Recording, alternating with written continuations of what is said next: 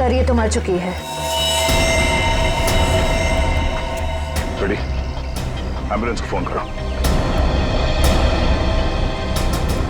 ये सब कैसे हुआ? मैंने देखा था सर। क्या हुआ था? सर हमारे आंखों के सामने एक ट्रक आया और इस औरत को कुचलकर चला गया सर। श्रेया कुछ मिला?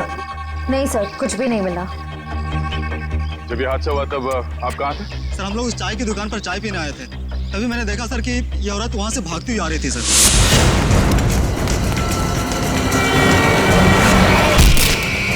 सर शायद ये स्पीड में आते हुए ट्रक को देखकर डर गई होगी, इसे पता ही नहीं चला होगा कि क्या करे। पर उस ट्रक ड्राइवर को तो पता होना चाहिए था कि उसे क्या करना है। वो ब्रेक लगा सकता था, ट्रक को दूसरी ओर मोड़ सकता था, या फिर एक्सीडेंट के बाद पुलिस स्टेशन में जाके अपने आप को सरेंडर कर सकता था। एक औरत को ठोकर मार के भागना ये कहाँ की इंसानियत है? सर वो इंसान नहीं, हैवान था सर। वो ट्रक को फुल स्पीड में लेकर आया सर और इस औरत को कुचलकर चला गया। तुमने उस ट्रक का नंबर नोट किया? नंबर देखा था? हाँ सर।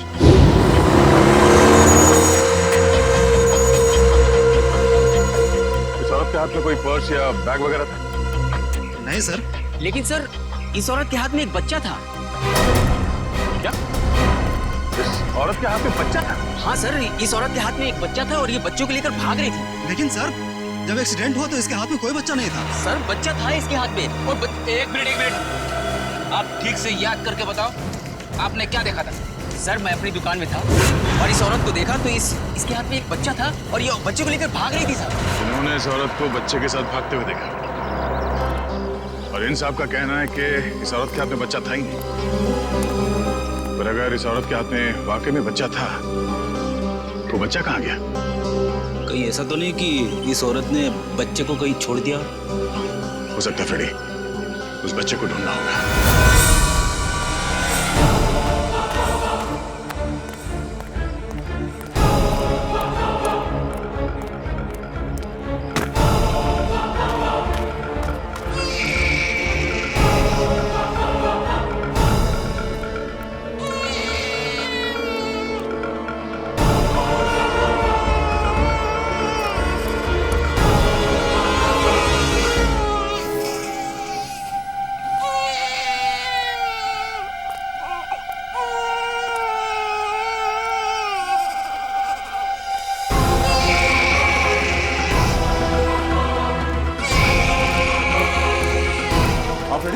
सर बच्चा टोकरी में सर।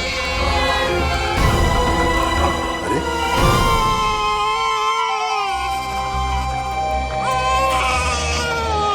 उस औरत ने बच्चे को यहाँ पे टोकरी में छोड़ दिया। लेकिन सर कोई अपने बच्चे को इस तरह टोकरी में छोड़ के क्यों जाएगा? हाँ साहब कहिए। ये बच्चा यहाँ इस टोकरी में कैसे आया? बच्चा? हाँ सर मुझे नहीं पता, मैं तो अपनी दुकान लगा रहा था, फल लेने गया था। इसका मतलब है मरने से पहले इस औरत ने इस बच्चे को यहाँ टोकरी में रखा। हमें उस मरी हुई औरत का पता लगाना है और ये बच्चा। इस बच्चे को हम अपने साथ लेके चलते हैं। इस बच्चे का ख्याल रखना हमारा फर्ज है। पहले ये पता करते हैं कि इस बच्चे के परिवार में है कौन। सर उस औरत के बैकग्राउंड के बारे में तो कुछ पता नहीं चला, पर डॉक्टर सालुंके ने कुछ जरूरी बात पता लगा ली है। वो क्या? इस औरत का और उस बच्चे का खून का कोई रिश्ता नहीं। क्या? इस बच्चे का और उस औरत का डीएनए मैच नहीं हो रहा है? जी सर। इसका एक ही मतलब हो सकता है दया, उस औरत ने इस बच्चे को चुरा लिया और फिर वो भाग रही थी। हो सकता है सर। काम करना पड़ेगा, मिसिंग पर्सन ब्यूरो से पता लगाना पड़ेगा कि क्या किसी ने बच्चा गायब होने की रिपोर्ट दर्ज करवाई है क्या। डॉक्टर सालुके का इस बच्चे की माँ के बारे में भी कुछ कहना है सर। क्या? इस औरत ने जो सैंडल पहने हुए थे उस सैंडल के नीचे के हिस्से की तरफ हमें खून के कुछ अंश मिले। उस खून का डीएनए करने से पता चला कि उस खून का डीएनए और उस बच्चे के खून का डीएनए आपस में मैच होते हैं और उस औरत की उम्र जिसका वो खून है लगभग 28 से 30 साल होनी चाहिए। खून के निशान? जरूर इस बच्चे की माँ बुरी तरह से घायल हुई होगी। सर हो सकता है उस अनजान औरत ने ही हमला किया हो बच्चे की माँ पर और बच्चे को लेकर भाग गई। सर लगता है ये कोई बहुत बड़ी साजिश है। उस औरत का एक्सीडेंट नहीं बल्कि जानबूझ के खून किया गया है। सर हमने आरटीओ में भी पता किया, ट्रक का नंबर उनके रिकॉर्ड्स में भी नहीं है। ये देखो बॉस, अब कोई प्रॉब्लम नहीं है। अरे प्रॉब्लम तो तब होगा जब बॉस का फोन आएगा। तो क्या जवाब दोगे? ये काम अधूरा छोड़ दिया? सर एक ऐसा सुराग मिला है जिससे पता चल सकता है कि ये औरत है कौन। वो क्या है? ये उस औरत के कपड़े, इस पे लॉन्ड्री का टैग लगा हुआ है। बस सुबह इस टैग से पता लगाओ ये कौन सी लॉन्ड्री है, और इस लॉन्ड्री से हमें पता चलेगा कि ये औरत रहती कहाँ है। सर तब तक मैं इस बच्चे को संभालूंगा सर, अपने घर पे। बस बच्चे को अपने साथ रखना चाहता हूँ सर। सर मैं भी आपकी मदद करूंगी।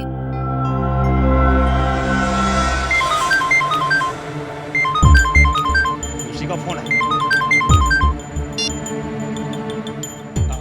सलाम बॉस।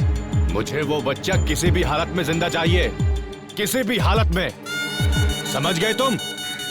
जी बॉस।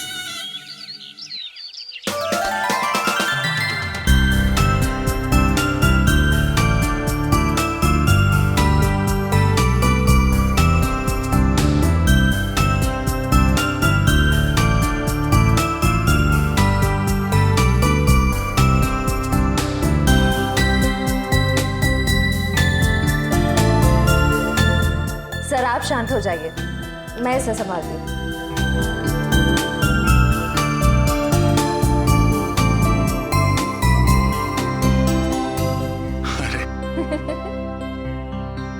इतनी बात मेरी समझ में नहीं आई। ये बड़े से बड़े मुजरिम को मैं आराम से निपट सकता हूँ, पर छोटे बच्चे को संभालना जरा मुश्किल काम है ना। सर एक बात कहूं, आप कुछ भी कर सकते हैं, आपके लिए कोई काम मुश्किल नहीं है। बड़े बड़े गुनहगारों से निपट सकते हैं, छोटे बच्चों को संभाल सकते हैं।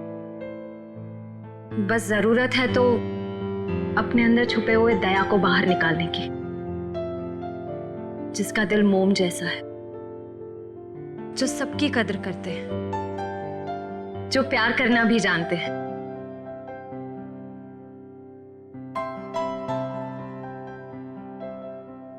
I mean, जो सबकी इज्जत करना भी जानते हैं।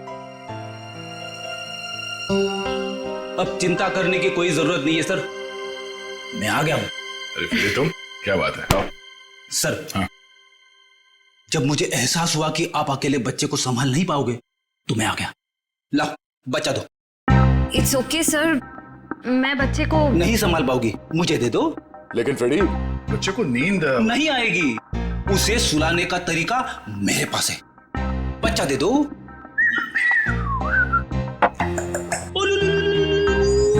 अला ला ला ला।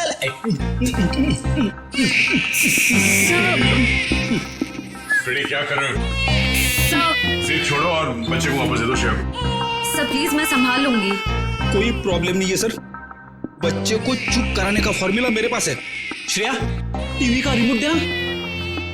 अब देखना सर, ये कार्टून चैनल देख के बच्चा कैसा खुश होता है। फोन से नंबर पे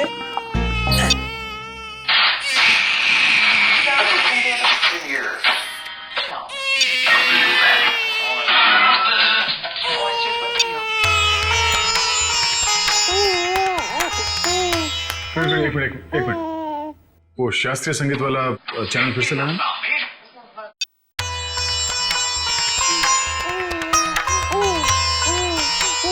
सुरों की काफी समझ है इसे।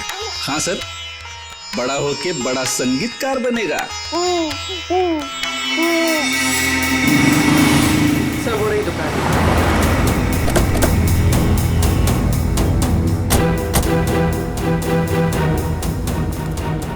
ये लो कस्टमर के कपड़े हैं, पैक कर दो। हाँ सर कहिए, कपड़े देने आए हैं या लेने आए हैं? अगर देने आए हैं तो 5 दिन के बाद ही मिलेंगे, और अगर लेने आए हैं तो मैं उम्मीद करता हूँ कि 5 दिन के बाद ही आए होंगे।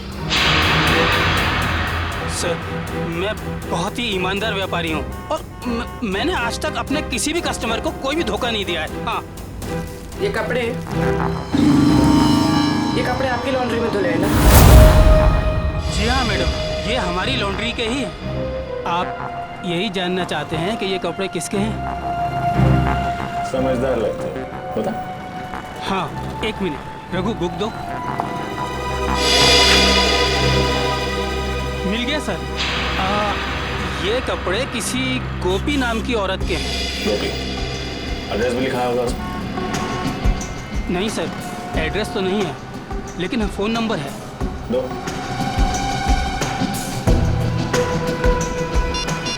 साहब, मुझे तो पहले से शक था जब वो लड़की यहाँ कपड़े डालने आई थी।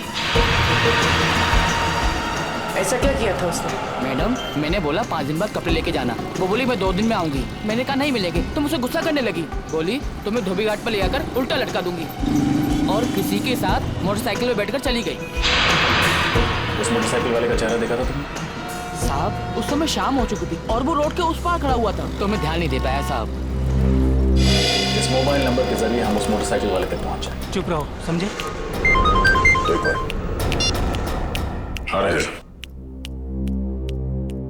उस औरत का नाम गोपी था। Very good. उसके मोबाइल नंबर से उसका घर का पता निकालो।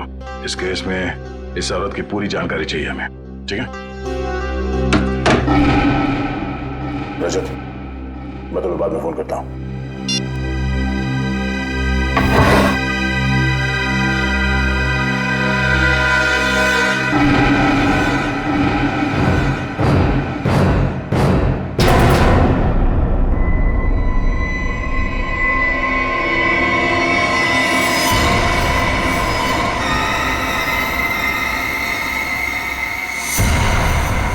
दया, तुम फौरन अपनी बंदूक नीचे रख दो, वरना इस लड़की का भेजा बाहर कर देंगे।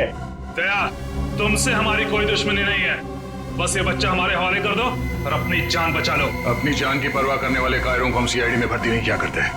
अगर इस बच्चे को किसी ने छुआ भी ना, तो तुम सबकी अर्थी यहीं से उठेगी। अर्थी तो इस छोकरी की उठेगी। दया, नहीं, बस तुम कांधा देने के लिए तैयार रहो। बंदूक नीचे रखो, नीचे रखो बंदूक। सर, आप मेरी परवाह मत कीजिए, आप गोली चलाइए। चुप! दया, गन नीचे रख, नीचे रख गन दया, वरना इस छोकरी की खोपड़ी उड़ा दूंगा मैं। एक मिनट।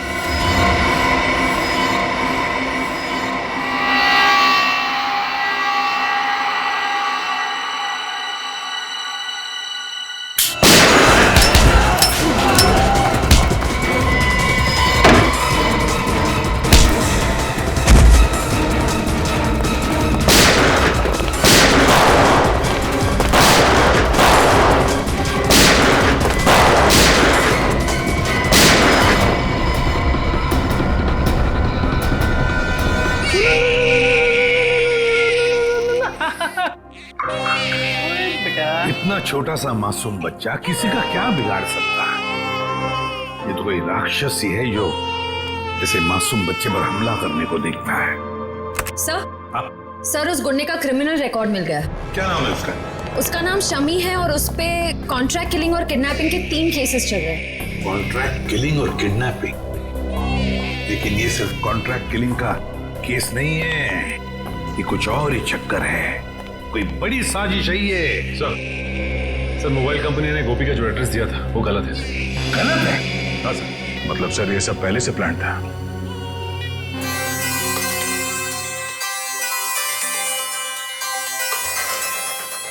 अरे, वाइफ का फोन।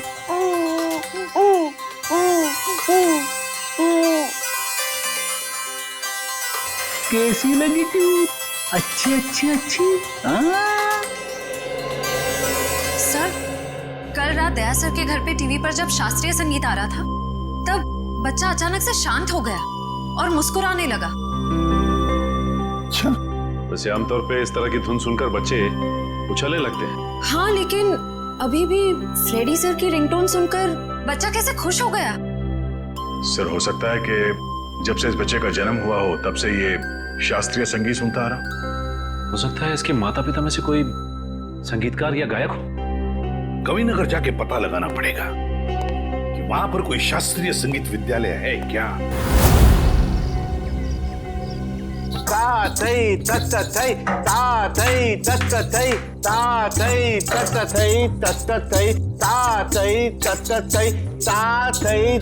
एक मिनट।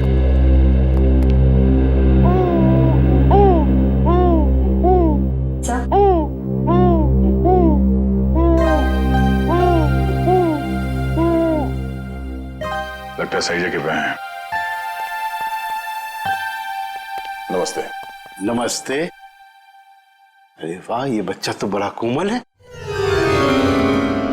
इसके पैर में कला भी नजर आती है, लेकिन नृत्य सीखने के लिए ये उम्र बहुत छोटी है। मास्टर जी, हम यहाँ बच्चे को नृत्य सिखाने के लिए नहीं लाए हैं। तो फिर इस नन्ही सी जान को आप यहाँ क्यों ले आए? हम लोग सीआईडी से हैं और एक केस के सिलसिले में आपसे कुछ पूछताछ करने आए हैं। ओह जी, पूछिए। जरा इस बच्चे को देखिए। आप पहचानते हैं इसे? देखा आपने इसे? जी नहीं, इस बच्चे को कभी देखा नहीं मैंने। आपने इस औरत को देखा है? अरे ये तो हमारे बगल वाली डे केयर सेंटर में काम करती है। Baby day care centre?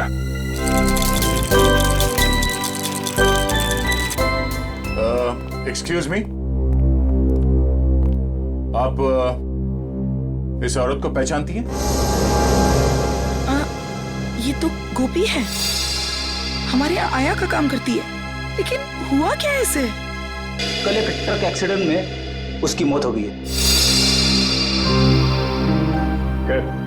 आप इस बच्चे के बारे में क्या बता सकते हैं? इसका नाम बॉबी है और इसकी माँ का नाम जूही है। ये एलएसटी सोसाइटी में रहती है। LST society?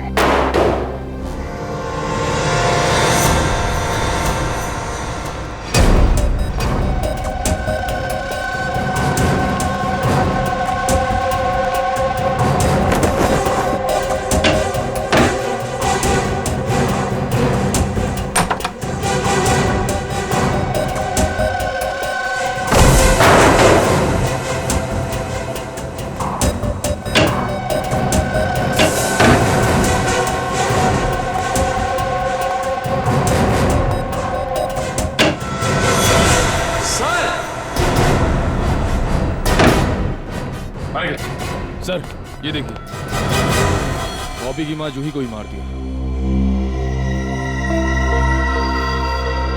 ये देखो, गोली गले और पेट पे मारी गई है। लगता है इसे मरे हुए भी काफी समय हो गया। खून पूरी तरह से सूख गया।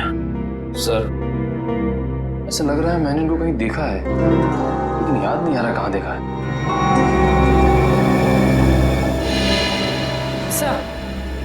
सर वो देखिए।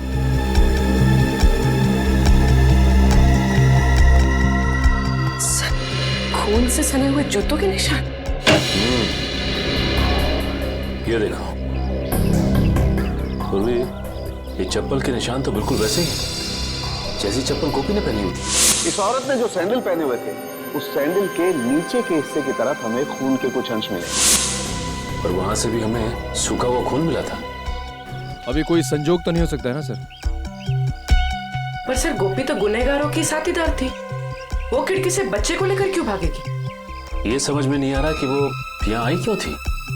वो तो नर्सरी में आया का काम करती थी ना। मगर सर, जूही को मारने के बाद बच्चे को अगवा करने की क्या जरूरत थी? एक बच्चे से किसी का क्या फायदा हो सकता है? सर, लगता है ये जूही के पति की फोटो है। लेकिन ये जूही के पति की फोटो है नहीं, बल्कि थी। हॉल में इस फोटो पे हार चढ़ा हुआ था। एक काम करो, इस कमरे को अच्छी तरह से छान मारो, देखो क्या मिलता है। सर,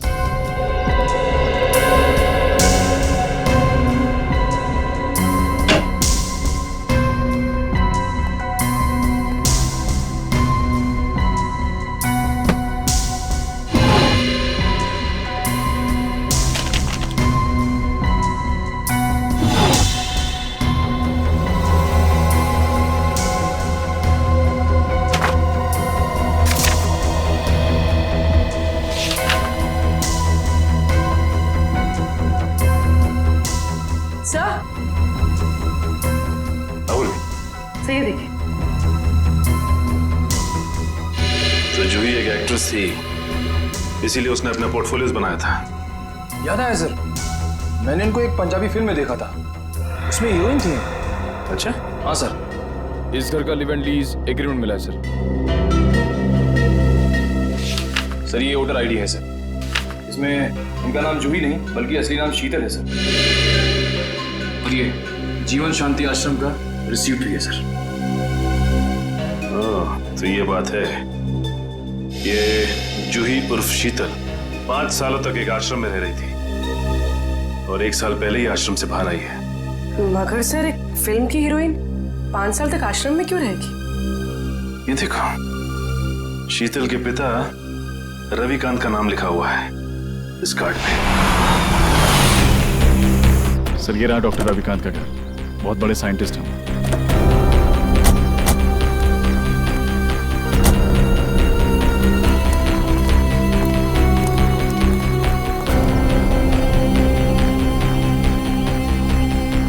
सर, ये घर तो लगता है काफी टाइम से बंद पड़ा है। हाँ रजन, ये देखो कितने दिनों के अखबार पड़े हैं यहाँ पर, ये सारे खत पड़े हैं। काम करो, इन दोनों घर के अंदर जाके अच्छी तरह से तलाशी देखता हूँ ये चिट्ठियाँ क्या है।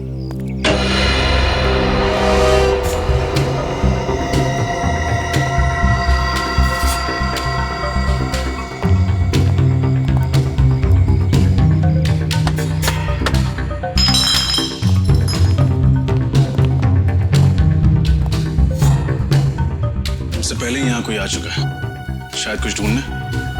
देखो, कुछ हाथ लगता है क्या?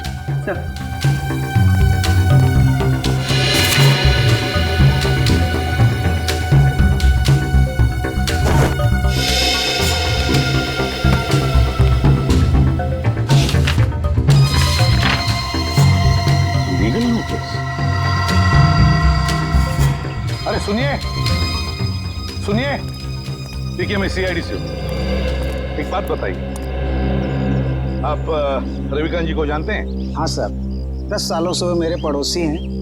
अचानक उनकी मौत की खबर सुनकर बहुत दुख हुआ। अचानक मौत हो गई रविकांत जी?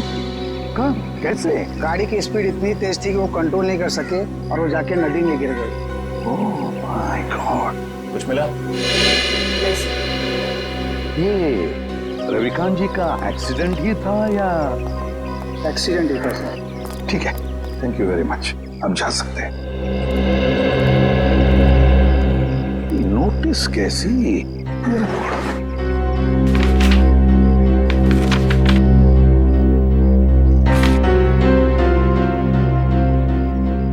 माय गॉड, तो रविकांत जी के घर की नीलामी की नोटिस है। सर, इतनी जल्दी ही नोटिस? पिछले महीने तो रविकांत जी की मौत हुई थी। तो पूर्वी पिछले महीने रविकांत जी की मौत होगी, उसके बाद में उनकी बेटी शीतल की मौत। ये कोई कोइंसिडेंस नहीं हो सकता, कोई इत्तेफाक नहीं है, ये कुछ और ही चक्कर है। कुछ ना कुछ तो गड़बड़ जरूर है। और फिर अब शीतल के बच्चे की भी जान को खतरा है। इस रविकांत जी के एडवोकेट से मिलना पड़ेगा, वकील से मिलना पड़ेगा, पता लगाना पड़ेगा इस घर के नीलामी का राज क्या है। ओ, रविकांत जी की प्रॉपर्टी की नीलामी की नोटिस ये तो मैंने बनवाई है, लेकिन आपको कहां से मिली? उनके घर से। एक और बात, उनकी बेटी शीतल का किसी ने खून कर दिया। शीतल का खून? लेकिन ये किसने किया? उन्हीं का पता लगाने ही तो हम आपके पास आए हैं। मैं कुछ समझा नहीं। रविकांत जी और शीतल के बाद इस मकान पर हक किसका बनता है? शीतल जी के बेटे बॉबी का। सिर्फ मकान पर ही नहीं, कसारा में जो 50 एकड़ जमीन है वो भी बॉबी के नाम हो जाएगी। अच्छा, और ये नीलामी का आइडिया किसका था? रविकांत जी के छोटे भाई राकेश का। राकेश? इस राकेश के बारे में और कुछ जानते हैं? जी हाँ, दरअसल उनके परिवार को मैं पिछले 15 साल से जानता हूँ। उनके सारे लीगल मैटर्स मैं ही देखता हूँ। रविकांत और राकेश के पिताजी की जब मृत्यु हुई तो उनके प्रॉपर्टी का सबसे बड़ा हिस्सा रविकांत को मिला और सिर्फ 15% राकेश को। ऐसा क्यों किया उनके पिता? क्योंकि राकेश के तौर तरीके और आलसीपन की वजह से उनके पिताजी काफी नाराज थे और उनको राकेश पर भरोसा नहीं था। तो इस बात से तो राकेश जी को बहुत गुस्सा आया होगा। जी हाँ, बहुत। इतना ही नहीं, उसने अपने भाई के साथ सारे रिश्ते नाते तोड़ दिए थे। फिर अचानक दिवाली के दिन आकर गले मिले और सारे गिले शिकवे दूर हो गए। हो सकता है ये राकेश की चाल हो, रविकांत जी का भरोसा जीतकर उनकी पीठ पर वार करने की। सर, ये भी तो हो सकता है कि बॉबी को राकेश जी ने अगवा करवाया हो। ये तो राकेश से मिलकर ही पता चलेगा।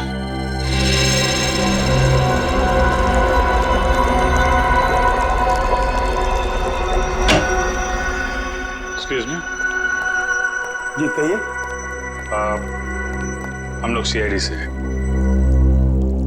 डॉक्टर रविकांत के बारे में तो आप लोग जानते ही होंगे। जी डॉक्टर रविकांत मेरे गुरु जैसे थे। आप? जी मेरा नाम फनीश है। इस लैब में जो भी रिसर्चेज होती हैं उन्हें मैं फाइनेंस करता हूँ। मिस्टर फनीश, हम डॉक्टर रविकांत की मौत के बारे में आप लोगों से कुछ पूछताछ करने हैं। उनकी मौत से तो हम सबको बहुत बड़ा सदमा पहुंचा है सर। न केवल इस लैब का बल्कि हमारे देश का भी बहुत बड़ा नुकसान हुआ है। लेकिन वो कहते हैं ना कि नसीब के आगे किसी का बस नहीं चलता। ऐसा लगता है कि उनकी मौत से किसी और का नसीब जरूर जग गया। मैं कुछ समझा नहीं। हमें शक है कि उनकी कार का एक्सीडेंट हुआ नहीं है बल्कि करवाया गया है। यानी किसी ने उनका मर्डर किया? शायद। वैसे किस चीज पे रिसर्च कर रहे थे डॉक्टर रविकांत? इसके बारे में तो उन्होंने कभी किसी को कुछ नहीं बताया। वो एक टॉप सीक्रेट रिसर्च कर रहे थे, इसीलिए उसका जिक्र उन्होंने कभी किसी को नहीं किया। सर वो कुछ डरे डरे से रहते थे। क्यों? किससे? इसके बारे में उन्होंने किसी को बताया नहीं, लेकिन वो अपने जो रिसर्च के पेपर्स है ना वो अपने केबिन के लॉकर में रखते थे और तकरीबन हर रोज वो लॉकर का पासवर्ड चेंज करते थे। पता नहीं क्यों। लगता है ये रिसर्च की वजह से ही उनका खून किया गया है। उनका केबिन दिखाइए जरा।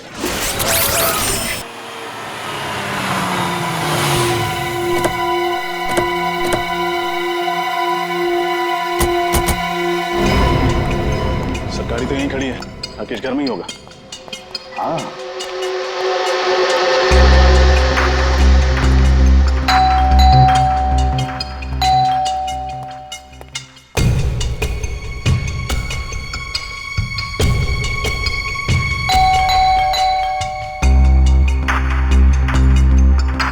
लगता है घर में कोई नहीं है, कोई दरवाजा नहीं खोला है। घर में कोई तो है, आवाजें आ रही हैं। खोल दो दरवाजा।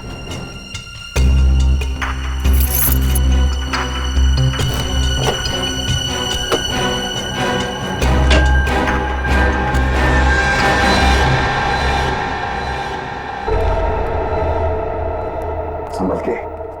3 खून किए उसने।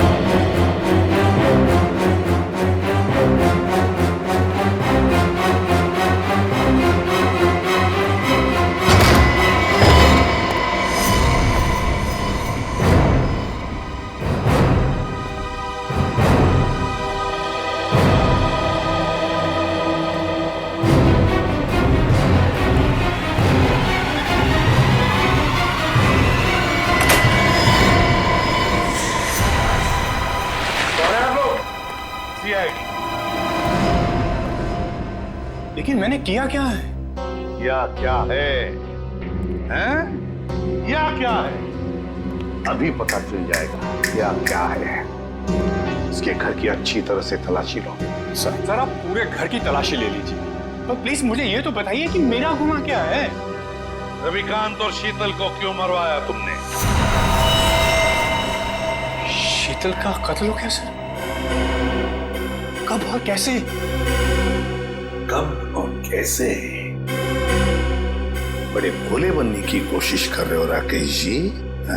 सर प्लीज मेरा यकीन मानिए, इसके बारे में मैं कुछ नहीं जानता। झूठ बोल रहे हो तुम।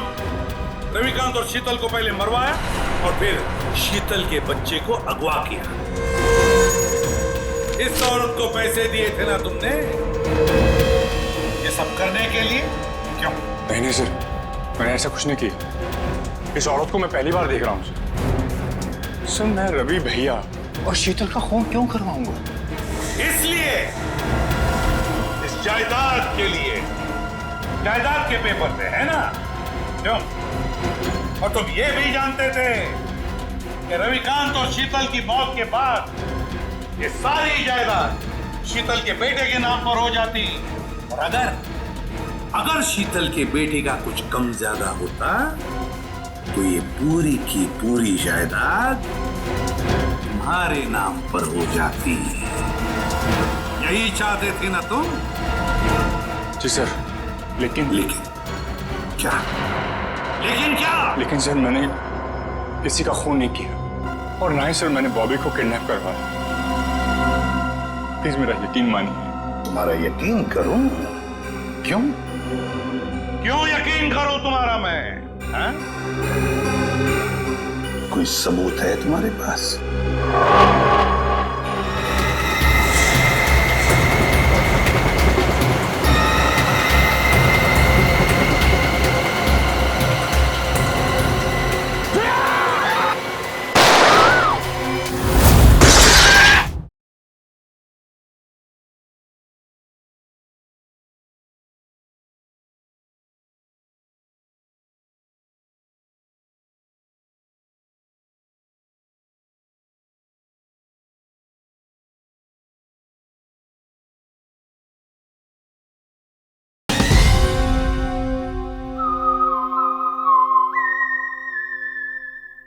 तुम्हारा यकीन करूं? क्यों? क्यों यकीन करूं तुम्हारा मैं? हाँ? कोई सबूत है तुम्हारे पास? हाँ सर, एक मिनट।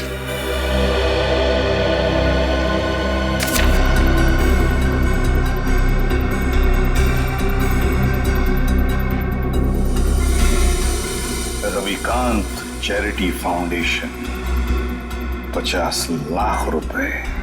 जी सर, जायदाद में जितना भी मेरा हिस्सा था उस सबको बेचकर सारे रुपए में रवि भैया की चैरिटी में डालने वाला था। सर, भगवान का दिया हुआ मेरे पास सब कुछ है। पैसों के लिए मैं अपने भैया का खून क्यों कर रहा हूं? सर,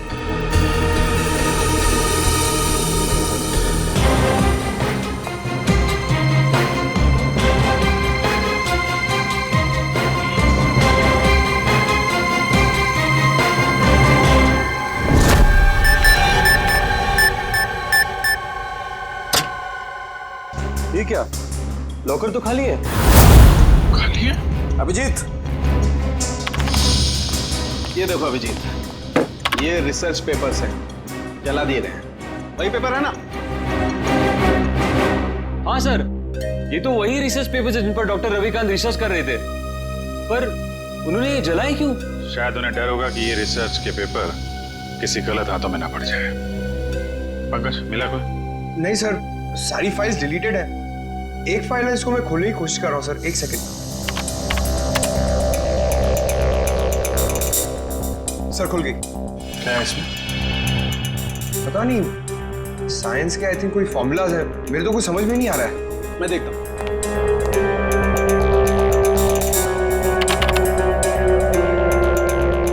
ओह, नहीं अभिजीत, ये कोई साइंस का फार्मूला नहीं है, ये एक वायरस की टेस्टिंग रिपोर्ट है। क्या मतलब सर? मतलब ये है कि जैसे जहर का काट जहर होता है, वैसे ही किसी भी बीमारी का इलाज उसके वायरस के द्वारा ही किया जाता है। और इस वायरस का टेस्ट किसी इंसान पर कर रहे थे डॉक्टर रविकांत। और कौन सा वायरस है ये पेलकॉप नाम का वायरस है। बहुत रेयर किस्म का वायरस है, ज्यादा सुना नहीं है इसके बारे में। मगर सर, ये वायरस टेस्ट किस पर कर रहे थे? माय गॉड, माय गॉड, मैं समझ गया अभिजीत। अरे, है कौन वो? अभी नहीं, 1 घंटे के बाद मैं तुम्हें ब्यूरो में मिलता हूँ, कंफर्म कर लूं फिर बताता हूँ। सचिन, पता चला डॉक्टर रविकांत लैब में क्या बना रहा था? नहीं सर, अब तक तो कुछ नहीं पता चला। सालू साहब कह के गए हैं कि 1 घंटे में वापस आता हूँ फिर। बस पता चल गया, मैंने गुत्थी सुलझा ली। यार तू फिर बता ना सालू के। बॉस, उस रिसर्च लैब में हमने जिस पेशेंट की रिपोर्ट देखी थी उसमें पोलकॉप नाम का वायरस था। ये कौन सा वायरस है? वही तो पता लगाना है, लेकिन एक टेंशन है बॉस। किस बात की टेंशन? बॉस, मैंने जब पता लगाया तो पता लगा कि पोलकॉप नाम का वायरस तो है ही नहीं। अरे तो फिर सालू के साहब उस मरीज के शरीर में ये वायरस आया कहाँ से? वही तो बॉस, मैंने जब उस बच्चे का ब्लड टेस्ट किया दोबारा से तो पता ये चला कि उसे हिस्लेक्सिया नाम की बीमारी है, सांस लेने की बीमारी, जिसका कहीं कोई इलाज नहीं। लेकिन जब मैंने बच्चे का ब्लड टेस्ट किया तो पता ये चला कि हिस्लेक्सिया का असर उसके शरीर में, उसके खून में धीरे धीरे कम हो रहा है। वो कैसे? वही तो प्रॉब्लम है बॉस। जब मैंने बच्चे का ब्लड टेस्ट दोबारा से किया तो पता लगा कि उसके शरीर में अलग अलग किस्म के वायरस हैं, जिसकी वजह से हिस्लेक्सिया का असर उसके खून में धीरे धीरे कम हो रहा है। और इन्हीं वायरस में से पोलको वायरस भी है। मतलब वो टेस्ट रिपोर्ट बच्चे की थी? हाँ बिल्कुल। मतलब ये जो कुछ भी हुआ है इस पोलको वायरस की वजह से ही हुआ है। कोई तो है जो इस पोलको वायरस पर कब्जा करना चाहता है। हाँ सर, डॉक्टर रविकांत ने वायरस के सारे सैंपल और रिसर्च के सारे मटेरियल तबाह कर दिया, बर्बाद कर दिया सर। अब ये वायरस सिर्फ बच्चे के अंदर है। मतलब सचिन, बच्चे की जान को खतरा है।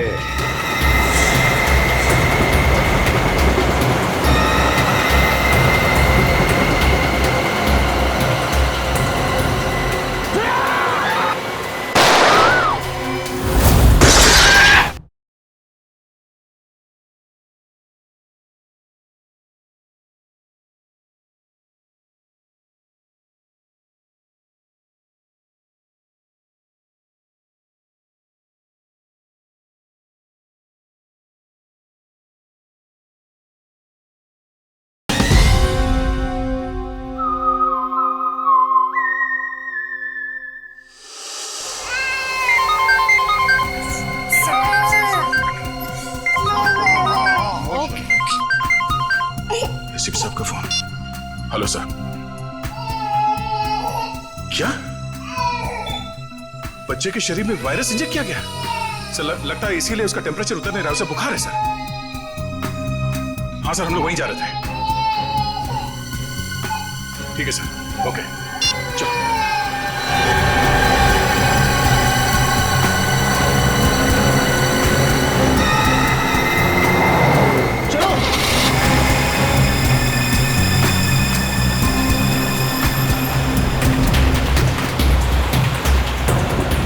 बॉबी का बुखार तो बढ़ता ही जा रहा है।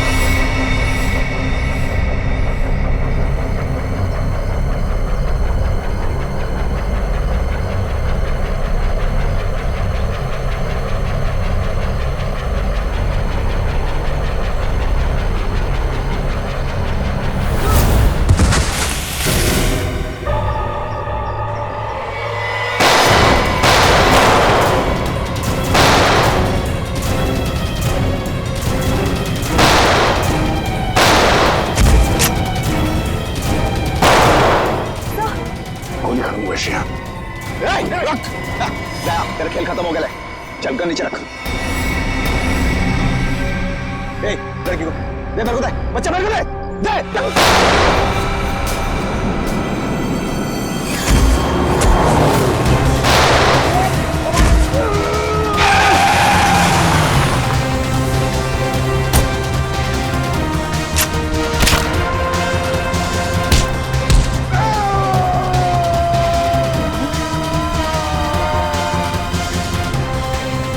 शेर का शिकार करने निकले थे गीदड़ लोग।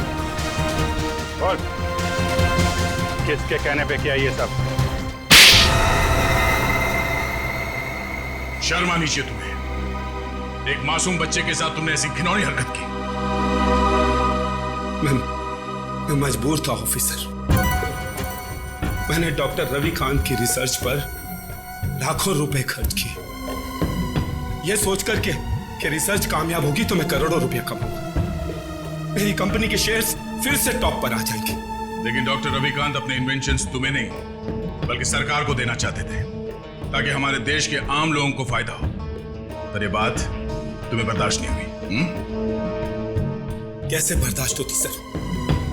लाखों रुपए का जुआ मैंने खेला, सारा रिस्क मैंने अकेले ने उठाया, और डॉक्टर रविकांत वो फार्मूला गवर्नमेंट को देना चाहते थे, जो मुझे उसके लिए फूटी कौड़ी नहीं देते थे। और ये बात उन्हें समझाने की मैंने बहुत कोशिश की, और उन्होंने मेरी एक नहीं सुनी सर। बॉबी को अगवा करने का प्लान तुम्हारा ही था ना? हाँ सर, और जब मुझे पता चला कि डॉक्टर रविकांत ने वो वायरस बॉबी की बॉडी में इंजेक्ट कर दिया है, तो मैंने गोपी को आया बनाकर वहां भेजा और बॉबी को अगवा करने का प्लान बनाया। लेकिन जब गोपी को तुम्हारे घिनौने इरादों के बारे में पता चला, तो उसके अंदर की ममता जाग गई और वो बॉबी को लेकर भाग गई। और उसी की बेवकूफी की वजह से मेरा सारा प्लान चौपट हो गया। अपनी मौत की वो खुद जिम्मेदार है। तुम जैसे हैवानियत के पुतले इंसानियत के बारे में कभी समझ नहीं पाओगे। तुम्हें तो ऐसी सजा होनी चाहिए जिसे देखकर हैवानों की रूह कांप उठे।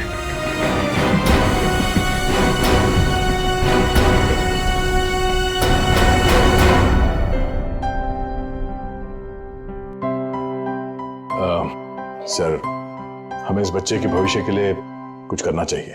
हाँ, इसके भविष्य का पूरा बंदोबस्त करके रखा है।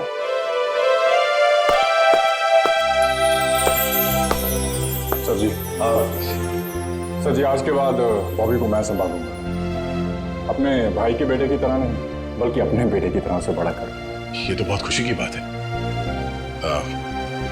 लेकिन जिंदगी में कभी इस बच्चे को किसी मदद की जरूरत पड़े तो हमें जरूर याद करना। बहुत खुशी होगी हमें। Thank you.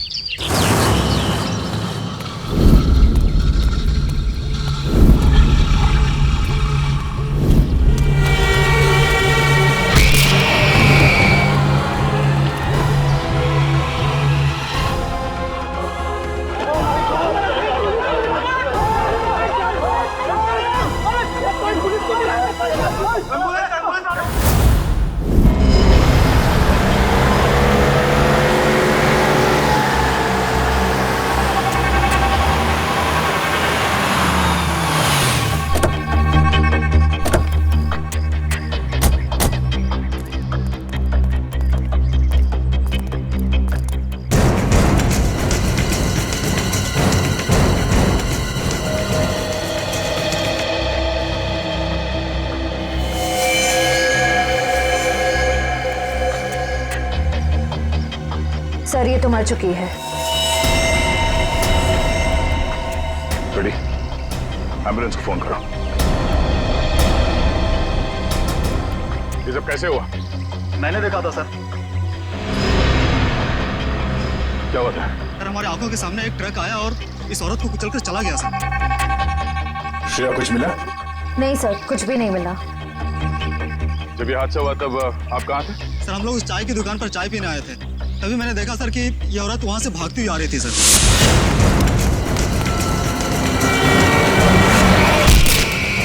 सर शायद ये स्पीड में आते हुए ट्रक को देखकर डर गई होगी, इसे पता ही नहीं चला होगा कि क्या करे। पर उस ट्रक ड्राइवर को तो पता होना चाहिए था कि उसे क्या करना है। वो ब्रेक लगा सकता था, ट्रक को दूसरी ओर मोड़ सकता था, या फिर एक्सीडेंट के बाद पुलिस स्टेशन में जाके अपने आप को सरेंडर कर सकता था। एक औरत को ठोकर मार के भागना ये कहाँ की इंसानियत है? सर वो इंसान नहीं, हैवान था सर। वो ट्रक को फुल स्पीड में लेकर आया सर और इस औरत को कुचलकर चला गया। तुमने उस ट्रक का नंबर नोट किया? नंबर देखा था? हाँ सर।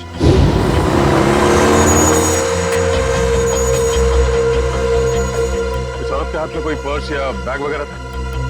नहीं सर। लेकिन सर इस औरत के हाथ में एक बच्चा था। क्या? इस औरत के हाथ में बच्चा था? हाँ सर, इस औरत के हाथ में एक बच्चा था और ये बच्चों को लेकर भाग रही थी। लेकिन सर जब एक्सीडेंट हुआ तो इसके हाथ में कोई बच्चा नहीं था। सर बच्चा था इसके हाथ में और एक मिनट आप ठीक से याद करके बताओ, आपने क्या देखा था? सर मैं अपनी दुकान में था और इस औरत को देखा तो इसके हाथ में एक बच्चा था और ये बच्चे को लेकर भाग रही थी सर।